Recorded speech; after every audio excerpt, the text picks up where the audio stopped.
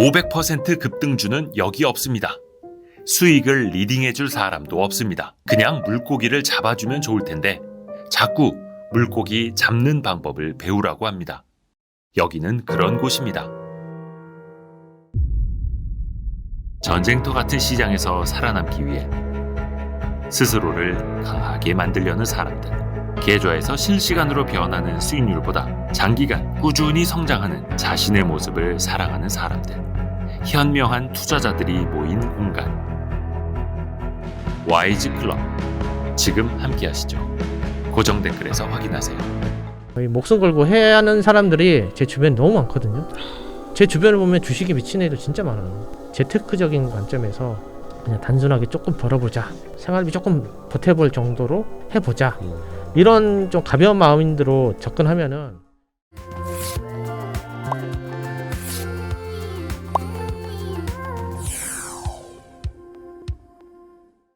우리 피터 케이님은 그러면 스타일이 약간 누구더라?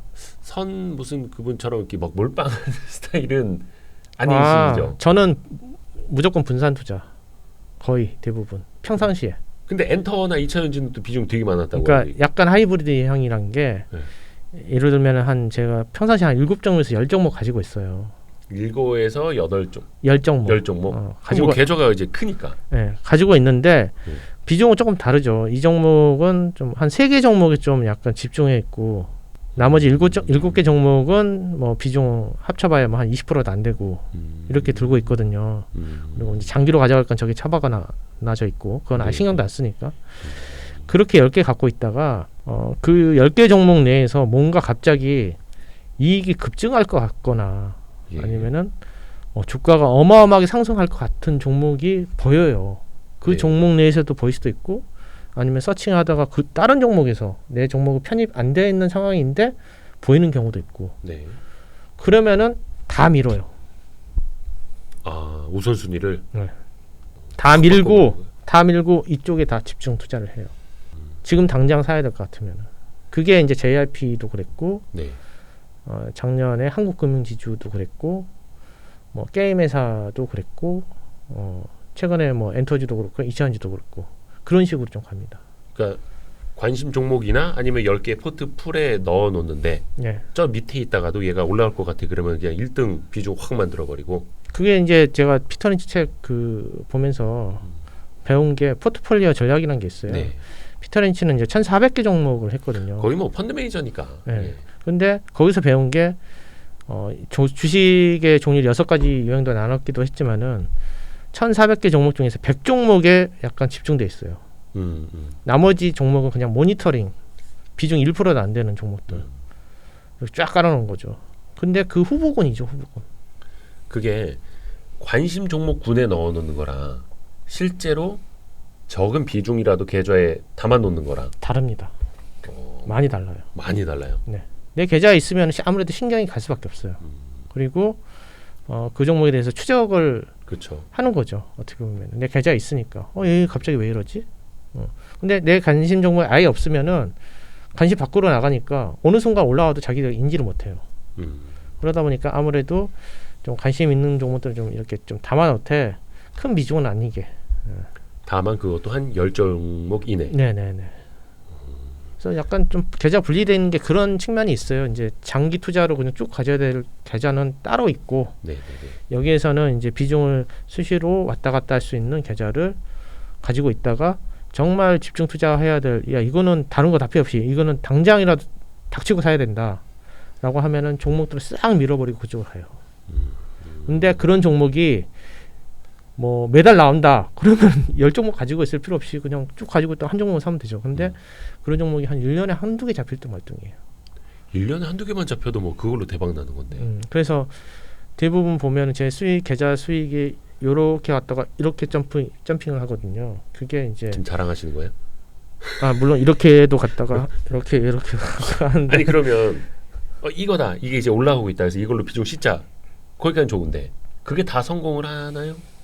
거의 실패를 한 케이스도 있었어요. 실제로 한 두세 개는 실패를 했어요. 처참하게 깨졌죠. 그래서 많이 확률로 따지자면 한 20%? 실패할 확률. 그것만 해도 뭐 상당한 건데. 예전에 당한 게 NC 소프트 한번 당했었어요. 언제쯤에? 그때 언제였더라? 한참 시끄러웠을 텐데 P2E 때문에 시끄러웠을 때. 네, B2E하고 뭐 그 확률형 아이템 뭐 이런 걸로 네, 시끄러울 때. 네네. 근데 이제 저는 이제 실적을 보고 예. 서버가 늘어나고 음. 뭐 그래서 그때 뭐였지? 리니지 W였나? 뭐 하여튼 그래서 실적이 좋아질 거라 생각을 하고 이제 샀는데 주가가 이렇게 좀 빠지다가 확 올라가는 거예요. 그리고 네. 상한가 왔어요. 아시겠지만 그 아저씨 누구지? 저 어디 횡령한 사람 누구였죠? 오스템 임플란트. 오스템 임플란트 그 횡령한 그 자금 팀장. 네네네. 그 사람이 산 게 NC 소프트. 네. 그래서 그때 제 계좌가 완전히 진짜 정말 미친 듯이 올라갔거든요. 그래서 됐다. 그랬는데 그 다음부터 계속 흘러내가지고 맞아요. 그 뒤로 계속 올랐죠. 네, 크게 손실을 봤죠. 근데 그때 제가 좀 실수를 한 게 역시 게임주는 네. 실적이 아니라 신작 이벤트 신작 출시 모멘텀. 그것만 봐야 되는구나. 실적은 필요가 없구나. 그렇게 굉장히 생각이. 빠르기도 하죠. 네, 그래도 어렵기도 하고. 네. 실패 케이스 좀 더 얘기해 주세요. 실패 케이스요. 실패 케이스. 타산지석. 네. 실패 케이스가 많이 없어가지고 이제. 맞아요. 그래요. 뭐 잘 돼 있는 분이니까. 네. 뭐 큰 실패 케이스는 없고 뭐 JYP 같은 경우도 어떻게 보면 실패 케이스죠. 왜냐하면은 그때 눈을 찢어졌을 때. 옛날에. 그때 정도 저 한 70% 정도 넣었다 했잖아요. 제 자산에. 근데 2017년이니까.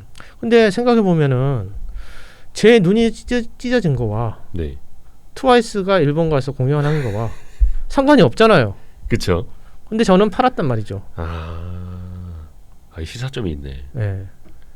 전혀 상관이 없는데 내 눈이 찢어졌기 때문에 난 더 이상 주식도 못 할 것 같고 이거를 볼 용기도 없고 하니까 팔았어요. 근데 일주일 후에 또 보고 있었잖아요. 네. 근데 생각해 보면은 지금 보면은 바보 같은 짓이었죠.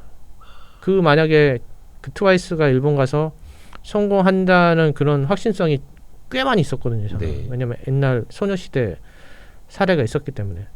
근데 전혀 내 개인사로 인해서 단지 내가 이 뭔가 감정에 의해서 팔았단 말이죠. 근데 그게 결국엔 한 3만 원 왔어요. 제가 5,600원에 샀는데 1년도 안 돼서 바보 짓을 한 거죠. 어떻게 보면. 그것도 하나의 어떻게 보면은 수익 손실은 안 났지만 실패 사례죠. 그런 것도 어떻게 보면. 내가 그렇게 얘기 놓고 따지고 놓고 보면 저기 JYP 박진영 프로듀서 빼고는 쭉 갖고 있는 사람이 뭐 몇이나 있었겠습니까? 맞습니다. 대주주 빼고는. 그렇죠. 근데 그것도 나중에 또 다시 비중을 제일 많이 실어서 절대 금액으로 놓고 보면은 제일 많이 번 종목 아닙니까? 그때는 자산이 적을 때였고. 그렇죠. 네. 예. 여기까지입니다. 네. 이런 방송이구나. 아니 여러분이 그 추론하실 수 있는 영역을 좀 남겨드리기 위해서 이제 상상력을 좀 남겨드리기 위해서 그런 겁니다. 혹시 그 주변에 물론 이제 피터 케이님 같은 경우에는 거의 10년 동안 읽기만 했었고 화장실에 들어가서 본인의 막 머리통을 칠 정도의 그런 사람이었는데 반대로 지금 어느 정도 자산가가 된 입장에서 보면 지금의 주린이들, 지금의 정말 평범한 일반 개인 투자자들이 보일 거 아니에요. 네. 그분들을 보면 좀 어때요? 본인의 과거 같기도 하지만 힘들겠구나. 그래서 그렇게 쓴소리를 하는 건지.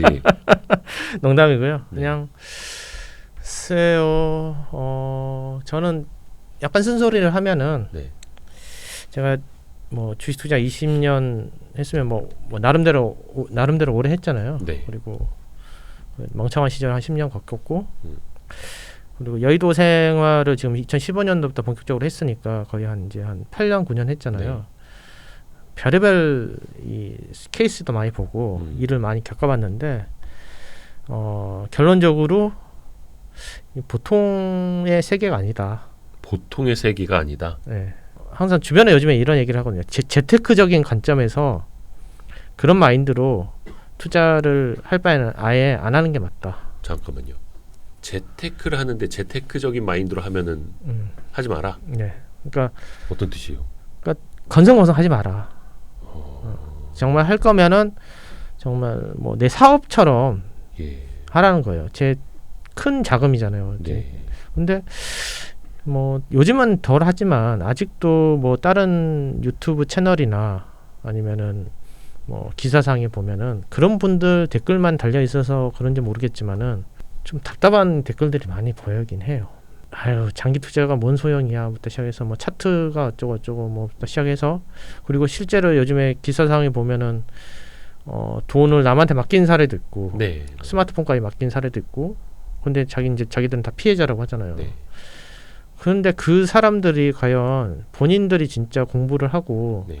본인 자산을 자기 계좌에 자기 종목이 있었으면은 그러한 건 안 했을 거예요. 근데 대부분 재테크적인 관점에서 그냥 단순하게 조금 벌어보자, 뭐 생활비 조금 보태볼 정도로 해보자, 이런 좀 가벼운 마음으로 접근하면은 이 세계에서 좀 살아나기 힘든 것 같아요.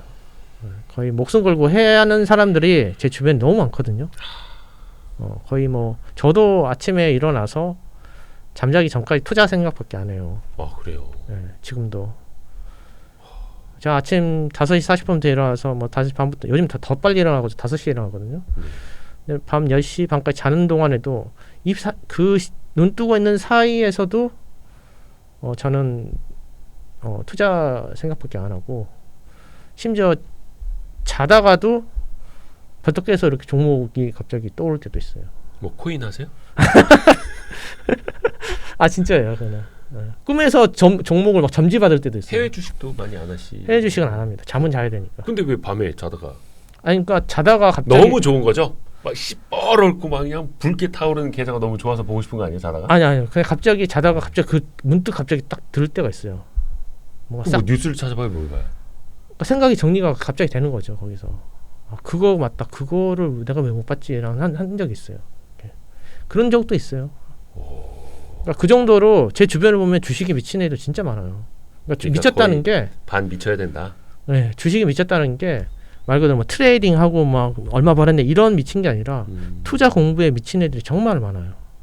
회사 한방 하루에 막 2개씩 다니는 애들. 엊그저께도 저랑 이제 인터뷰 했는데 대학생이었는데 25살 인데 대학교 3학년이거든요. 자산이 2자리가 넘어요. 대학교 3학년인데 네. 주식만? 네. 아버지가 준 거예요? 아니에요. 자기 돈으로. 제아의 중수 갑시다. 전화번호 주세요. 네, 그런 친구도 있고, 예. 그런 애들 보면은 막 대학교 그 수업을 한 군데 몰아넣고 일주일에 이틀을 탐방을 다녀요. 4개씩. 학교 다니면서 와. 일주일에 4개씩 탐방 다니는 애도 있다니까요. 주식에 완전 미친 애들이죠. 돈 벌고 싶어서. 근데 그런 애들이 매매에 미친 게 아니라 기업 분석하고 투자해야 되고 스터디하고, 하루에 뭐 제 주변에 제 옆에 있는 오른쪽에 앉아 있는 애는 스터디가 9개예요. 스터디 하다 끝나겠네. 네. 스터디 9개예요. 그런 애도 있고, 뭐 여기 그 침대 갖다 놓고, 사무실을 침대 갖다 놓고, 아시잖아요, 여기. 있죠. 조씨. 집에 안 가는 사람들. 조씨. 섭외하라는데 안 나오는 조씨. 그 친구도 거기 침대 깔아놓고 거기 살잖아요. 그렇죠. 하루 종일 주식생만 하잖아. 그러니까 돈을 그렇게 버는 거예요. 근데 거기다 대고 생활비 벌겠다고 그냥 재테크 하듯이 할 거면 그냥 하지 마라. 하지 마라. 제가 재테크 좀 해볼까 하다가 10년 동안 잃었어요. 그러니까 제대로 하려면은 정말 하루에 최소 3시간 이상은 투자 공부를 할 수 있는 여건을 어떻게 해서든 쥐어짜서 만든 다음부터 공부를 하고 덤벼들어라 하더라도 그러면은 남는 게 있다. 근데 공부도 안 하지? 근데 그냥 좀 사볼까? 우리 저기 이대호 기자님이 어디서 들었다는데 좀 사볼까? 이거 좋다는데 나온다던데 사봐 덜컥 물리면 뭐 놔두면 뭐 언제가 올라가겠지. 없는 돈 셈 치면 되지 뭐 이렇게 하다 보면 없어져요. 정신 승리하는 거죠. 계좌는 패배하고. 그러니까 저도 그런 이야기 종종 하거든요. 그러니까 이게 치킨값 벌겠다고 주식하시는 분들 하지 마시라고. 잘해봐야 치킨값 번다고. 양계장 난리되겠다. 양계장. 그러니까 치킨 집을 차릴 돈을 벌겠다라는 생각으로 하시면 차라리 나은데, 치킨값만 벌겠다 그러니까는 진짜 치킨값 벌면 본인이 스스로 만족하고 팔게 된다. 네. 그래서 꿈도 크게 꿔야 되는 거고, 그래서 우리 피터 K님은 메가 트렌드, 빅 트렌드. 거기서 크게 길게 가는 거고 그게 몇 배의 수익을 가져다 주는 거고 그래서 차도 또 바꿨고. 아 진짜 차 좋더라고요. 겁나져요, 겁나고요. 한 번도 안 태워주고. 아, 다음에 태워줄게요. 트렁크 넓더라고. 아, 재밌습니다. 네. 아 그래도 제가 이건 좀 여담인데 저희 그 YG 클럽 그 비즈니스 구상을 좀 하면서 안 그래도 우리 피터 K님 찾아가지고 이걸 좀 어떻게 하면 좋겠습니까? 왜냐하면 저는 그거를 계속 얘기했잖아요. 사람들한테 실질적인 도움이 돼야 된다. 정말 빡세게 공부를 하는 걸 해야 된다. 왜냐면 저기 치킨값 2, 3만 원 버는 거 이거는 그냥 그것만 할인해도 돼. 그냥 뭐 한 2, 3천 원짜리. 근데 저는 그러고 싶지 않았던 거죠. 그래서 제대로 좀 공부를 하는 플랫폼을 만들고자 했던 건데 형님도 좀 많이 도와주십시오. 네, 알겠습니다. 출강. 아, 출강이요? 출강. 선지장이 잘하시던데 그거는. 아, 또 우리 진장 형님도 잘하시고 진장 형님 한번 하셨으니까 또 우리 저기 영혼의 파트너가 한번 우리 출강을 해주셨는데 예, 피터 K님이 또 안 나오실 수가 없지. 아, 이런 식으로 하는구나 이 방송. 이게 다 남겨놓고 이거 편집 없이 다 송출하고 다음번에 피터 K님이 여러분 오프라인에서 함께합니다 막 이렇게 하는 거예요. 아, 조금 고민해 보겠습니다. 정말로 신사숙고해 보겠습니다. 네, 아또 우리 네. 신중하신 분이기 때문에. 아, 근데 저는 와이스트릿이 너무 좋아요. 아 그래요? 예, 저는 뭐 대놓고 얘기하면 3%도 옛날에 되게 좋아했거든요. 근데 요즘 와이스트릿이 훨씬 좋아 보입니다. 아 진짜로? 예, 가고자 하는 그 방향성이나 그리고 그런 게 참 좋은 것 같아요. 특히 개인 투자자들한테. 감사합니다. 아유 또 이렇게 덕담 좀 해드렸다고 이렇게 같이 너무 감사합니다 형님. 네. 하여튼 계속 잘 되실 것 같습니다. 아유, 감사합니다. 그래서 많은 분들한테 또 선한 영향력 네, 많이 네. 또 좀 부탁을 드리겠습니다. 네. 오늘 전업 투자자 피터 K님과 함께했고요. 또 다음 시간 또 기대를 해보겠습니다. 다음 시간에요? 예. 또 오나요? 네, 아, 또 기대해 보겠습니다. 네, 알겠습니다. 네, 고맙습니다. 형님. 네, 고맙습니다. 고생하셨습니다.